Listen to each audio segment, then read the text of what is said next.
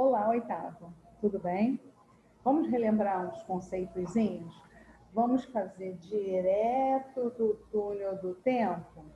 Então, eu venho perguntando a vocês, vou perguntar a vocês sobre o ar, as propriedades do ar. Lembram lá da seringa? Quando a gente segura na ponta da seringa segura na ponta da seringa, ó, e puxa o êmbolo. E quando a gente solta, ó, ele volta. Lembram disso? Que eu fiz essa experiência em sala de aula? A gente fala que o ar possui, uma das propriedades do ar é a elasticidade, ou seja, ele retorna ao seu volume inicial, ele retorna ao seu estado inicial. Lembraram? Outra, eu falo que ele é comburente. Lembra da combustão?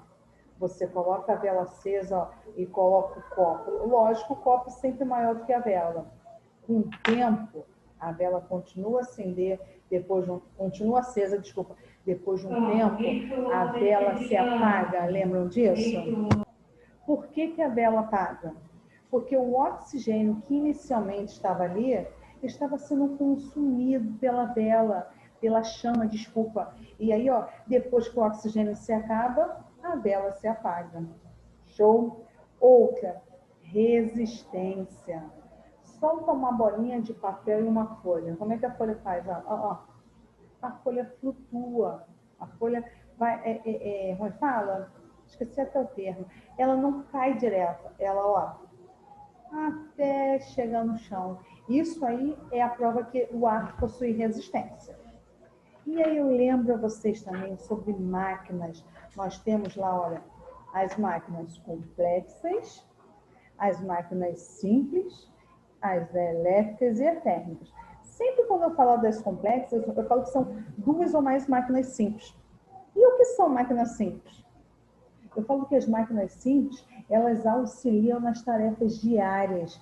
É quando eu venho e falo lá, olha, do martelo, da alavanca, da rodana. São máquinas simples, lembra que nós estudamos?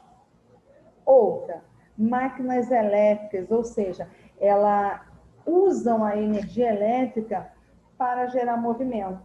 Quando eu falo lá, olha, dos geradores, dos transformadores. Foi? As térmicas agora, eu falo, ó, que são as tarefas industriais. É quando eu venho e falo lá, olha, das máquinas a vapor, das usinas termoelétricas. Foi? Só que quando eu falo de usinas termoelétricas, eu lembro logo, ó, das usinas elétricas. Eu lembro logo, ó, das fontes renováveis de energia. E aí eu venho, lembra do que são fontes renováveis e não renováveis? Eu falo que as fontes renováveis são aquelas, o próprio nome diz, ó, vai se renovando. A energia eólica, a energia hidrelétrica, hidráulica, eu venho e falo que essas são fontes renováveis de energia.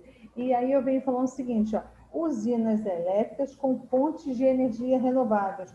Eu falo o seguinte, ó, que graças a ela, a gente tem a diminuição da população, diminuição da poluição. Eu falo população, é mole? Diminuição da poluição. E, consequentemente, o aquecimento global. Chama atenção para vocês também em relação às doenças cardiovasculares, que eu afirmo a vocês, ó, que são, olha, principal causa morte, ou seja, é quando eu venho falo lá, olha, da obesidade, do sedentarismo, da hipertensão, da circunferência abdominal, a barriguinha, quando eu falo da diabetes, do colesterol e outras coisas mais. Né? E aí a gente fala o seguinte, ó, tudo isso acontece porque nós não temos o hábito saudável, nós não temos o hábito de uma caminhada, que seja até a esquina da nossa casa, mas a gente não tem, lógico que a esquina da nossa casa seja um pouco distante, né, para a gente dar uma caminhada, né? Eu falo o seguinte, porque a gente tem esse sedentarismo, nós não temos, porque quando a gente caminha, a gente ativa a circulação, e aí a tendência é, eu falo lá para vocês, que eu tenho, se eu melhoro a minha circulação, eu já o risco, vamos botar assim, de ter uma vasodilatação, de ter uma... Esqueci o nome daquelas artérias, daquelas veias que estouram. Ih, esqueci o nome. É quando eu passo, quando eu não tenho o hábito, vamos dizer assim, de uma caminhada, a circulação fica mais complicada. Se eu estou obesa, hipertensa, a situação piora cada vez mais, não é isso? Então, como eu consigo reverter isso? Eu consigo que, tendo um hábito alimentar mais saudável, ou então com pouca gordura, rico em frutas e vegetais, eu já amenizo a situação, eu já melhoro mais a situação para mim.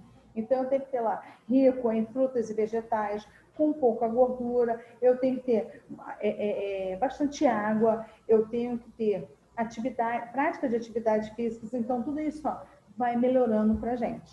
Tudo bem? E para a gente finalizar, eu falo sobre vacinação. Se eu falo de vacinação, eu falo de anticorpos e antígeno. Ou seja, o antígeno é o agente causador da doença. E os anticorpos é o que a vacina, falando de vacina, faz com que o seu organismo produza. Porque quando você toma uma vacina, você passa a produzir o exército de combate contra aquela doença, contra aquele antígeno. Então, assim, a vacina da H1N1, você toma, o seu organismo começa a produzir anticorpos contra o agente causador. A vacinação agora. Eu não vou tomar, que não sei o que, gente. Toma, sabe por quê? Porque quando você, se você já teve e criou imunidade, a situação é menos delicada. Mas se você teve, não criou anticorpos, ou se você não teve, você tem que ter anticorpos antes. Porque quando você vier, entre aspas, né, a encontrar a doença, seu exército de combate já está ali, preparado para você não ficar doente. Tudo bem? Porque a vacina estimula a produção de anticorpos, que é o exército de combate, contra o antígeno, que é o agente causador da doença. Tudo bem? Beijos. Até a próxima. Tchau, tchau.